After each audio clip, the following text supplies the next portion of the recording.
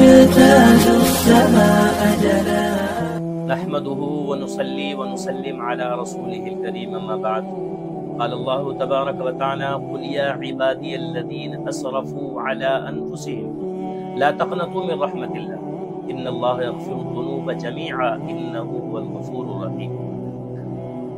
میرے محترم بزرگوں، اللہ تبارک و تعالی نے انسان کو اپنی عبادت کے لیے پیدا کیا. ہر انسان کو اللہ نے دنیا میں اسی مقصد کے لیے بھیجا ہے کہ دنیا میں آنے والا ہر انسان اپنے خالق کو، اپنے مالک کو، اپنے رب کو پہچانے، اپنے اللہ کو پہچانے کہ آخر اللہ نے اس کو کیوں پیدا کیا، کس مقصد کے لیے پیدا کیا ہے، اور پھر اس مقصد کو پہچانے اور اس مقصد کو یاد رکھے، اس کی فکر کرے اور کوشش کرے کہ اللہ نے جس مقصد کے لیے اس کو بھیجا ہے، دنیا میں پیدا کیا ہے، اس مقصد کو پورا کرنے میں وہ جان کی بازی لگا دے، جو بھی ممکن ہو کرے، اور اس مقصد کو پورا کرنے میں اگر اس سے کوئی غلطی کوتاہی ہو جائے تو اللہ سے توبہ استغفار کرتا رہے. اس لیے کہ انسان کے اندر اللہ نے دونوں مادے رکھے، ایک اچھائی کا بھی مادہ ہے، خیر کا مادہ ہے کہ انسان نیکی بھی کرتا ہے، اچھے کام بھی کرتا ہے. دوسرا یہی انسان گناہ بھی کر بیٹھتا ہے، شر کا مادہ بھی اس کے اندر ہے. اس کے علاوہ اللہ کی اور مخلوقات، فرشتے ہیں، اللہ کی نورانی مخلوق ہے، پاکیزہ مخلوق ہے، اور بالکل گناہ نہیں کرتے، چاہ کر بھی اللہ کی نافرمانی نہیں کرتے، سراسر خیر ہی خیر ہے. اس کے بالمقابل شیاطین ہیں کہ ان کے اندر کوئی خیر ہی نہیں ہے، سراسر شر ہی شر ہے. بہرحال انسان کو اللہ نے پیدا کیا اور انسان کے سامنے دونوں راستے رکھ دیے. وَهَدَيْنَاهُ النَّجْدَيْنِ، دونوں راستے ہیں. چاہے تو خیر کے کام کر، نیکی کر، اچھائی کے کام کر، اور پھر اللہ کی رضا اور اللہ کی خوشنودی میں شامل ہو جا. اللہ تبارک و تعالیٰ تیری دنیا کو بھی آسان بنائیں گے، اچھا بنائیں گے، اور تیری آخرت کو بھی آسان اور کامیاب کر دیں گے.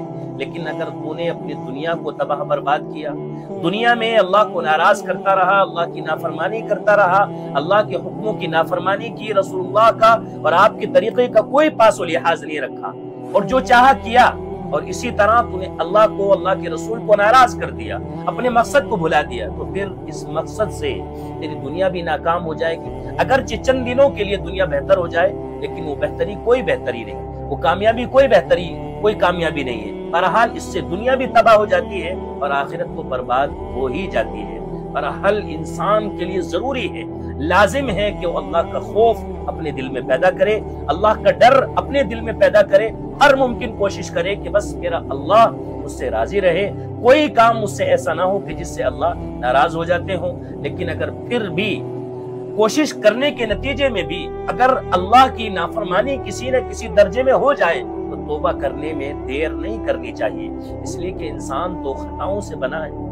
الانسان مرکب من الخطأ والنسیان، انسان سے گناہ ہو جاتے ہیں، غلطی کوتاہی ہو جاتی ہے، اور انسان سے گناہ ہو جانا کوئی حیرت کی بات نہیں ہے، تعجب کی بات نہیں ہے کہ فلاں انسان نے بھی گناہ کر لیا، فلاں نے بھی گناہ کر لیا، فلاں تو بڑے حضرت ہیں، فلاں تو عالم دین ہے، فلاں تو حاجی ہیں، فلاں تو فلاں ہے، فلاں.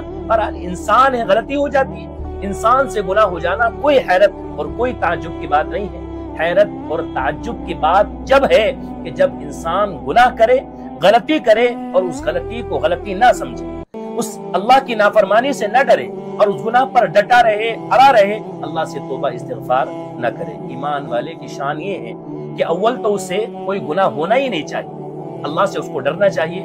لیکن اگر اللہ کی کوئی نافرمانی کسی نہ کسی درجے میں ہو جائے تو فوراً اللہ سے توبہ کرنی چاہیے. اس لیے ہمارے دل میں اللہ کا خوف ہو، آخرت میں جواب دہی کا احساس ہو کہ کل قیامت میں اللہ کے سامنے ہمیں کھڑے ہونا ہے، اور اللہ نے جو ہمیں زندگی دی ہے 70 سالہ، 80 سالہ، 90 سالہ، اس سے کم زیادہ، اس پوری زندگی کا اللہ کو ہمیں حساب دینا پڑے گا. اگر یہ احساس، اگر یہ فکر ہمارے دلوں میں پیدا ہو گئی تو پھر ہمیں اس آخرت کی تیاری کا شوق اور فکر ہمارے دل میں پیدا ہو جاتی ہے. آج جو ہماری کیفیت ہے، ہماری ساری کوششیں اور ساری فکر یہ ہے، رات دن کی دوڑ دھوپ یہ ہے کہ بس ہماری دنیا اچھی ہو جائے، ہمیں آخرت کی کوئی فکر نہیں. دنیا کا مکان اچھا ہو جائے، ہمارے مکان کا ٹائل پتھر اور شاندار قسم کے ہو جائیں، ہمارے گھر کا فرنیچر اور نیا ہو جائے. پر دنیا کے مکان کی فکر ہے، حالانکہ اس کے بعد ایک اور مکان ہے.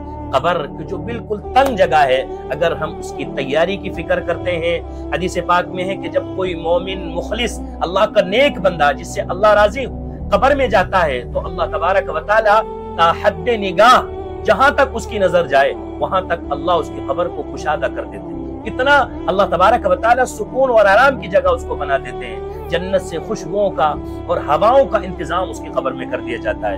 اس لیے آپ چاہے جہاں بھی ہوں، جس عہدے میں بھی ہوں، جس حالت میں بھی ہوں، آپ وقت کے بادشاہ ہیں، آپ وقت کے فقیر ترین آدمی ہیں، آپ حاکم ہیں، آپ محکوم ہیں، آپ امیر غریب ہیں، شہر دیہات کے رہنے والے ہیں، سب سے زیادہ لازم ضروری چیز آپ کے لیے ہے کہ آپ کے دل میں اللہ کا احساس، اللہ کا خوف ہو، اللہ کا ڈر ہو۔ بس یہی چیز وہ ہے جو آپ کو تقوی کی طرف لے جاتی ہے، اور تقوی ایمان والے کا ایسا زیور ہے کہ اس کو اللہ کی نظروں میں معظم اور معزز بنا دیتا ہے۔ محمد شاہ مکران ایک بادشاہ گزرے، ایک ایسے بادشاہ جو وقت کے بادشاہ بھی ہیں اور اللہ کا خوف ان کے دل میں اس قدر ہے، ایک مرتبہ شکار کے لیے تشریف لے گئے۔ آپ کے جو سپہ سالار ہیں، فوجی ہیں، وہ بھی آپ کے ساتھ ہیں جو آپ کی حفاظت کے لیے ساتھ جایا کرتے ہیں۔ بادشاہ سلامت کو شکار میں جو ہے مشغول ہو گئے اور ان کے جو سپاہی ہیں وہ پیچھے کھڑے ہو کر نگرانی کرنے لگے۔ اسی دوران ایک بڑھیا کی گائے وہاں چرنے کے لیے آ گئی۔ بڑھیا جو ایک گائے پالا کرتی تھی اور اس کا گزارا صرف اسی گائے پر تھا، وہ چرنے کے لیے آ گئی۔ سپاہیوں نے موقع کو غنیمت جانا، اس گائے کو پکڑا، اس کو ذبح کیا اور بھون کر کے کھا گیا۔ اس بڑھیا نے بہت تلاش کیا، اس کو نہ مل سکا، چونکہ اس کا ذریعہ معاش وہ تھا۔ وہ بڑھیا پریشان ہو گئی ہے۔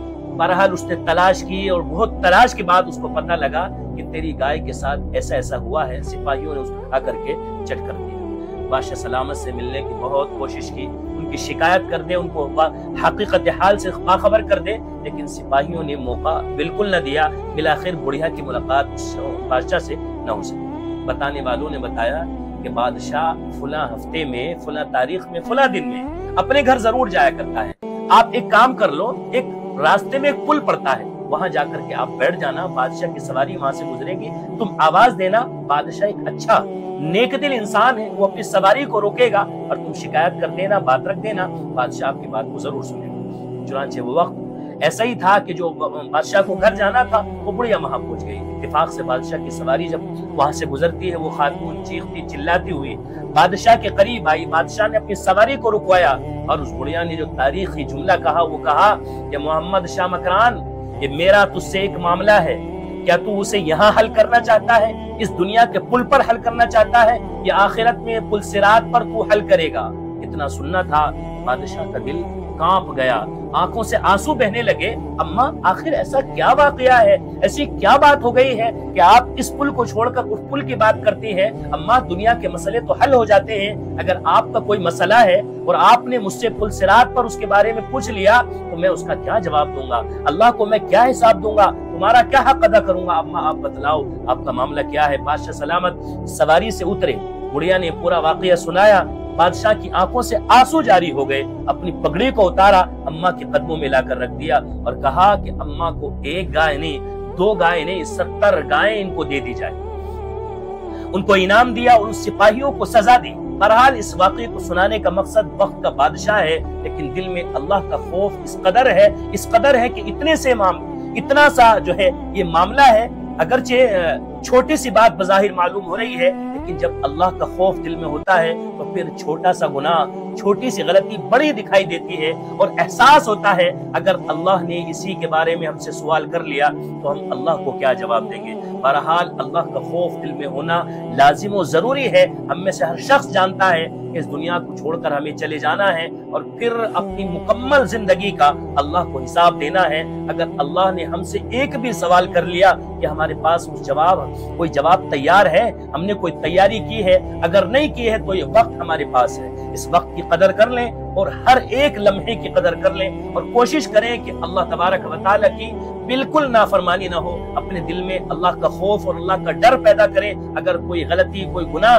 اللہ کی کوئی نافرمانی ہو جائے تو توبہ کرنے میں دیر نہیں کرنی چاہیے۔ حدیث پاک میں ہے کہ اللہ تبارک و تعالیٰ گنہگار بندے کی توبہ سے جتنے خوش ہوتے ہیں کسی اور عمل سے اتنے نہیں خوش ہوتے ہیں۔ تو ہمیں فوراً اللہ سے توبہ کرنی چاہیے اور اپنے دل میں اللہ کا ڈر پیدا کرنا چاہیے. یہی چیز ہمارے اندر تقوی پیدا کرتا ہے اور یہی چیز ہمیں اللہ کی نظروں میں اچھا بناتا ہے. جب ہم اللہ کی نظروں میں اچھے بن جاتے ہیں تو پھر ہماری دنیا بھی اچھی ہو جاتی ہے اور آخرت بھی اچھی ہو جاتی ہے. امید ہے کہ آپ حضرات اس کو سمجھیں گے. جزاک اللہ.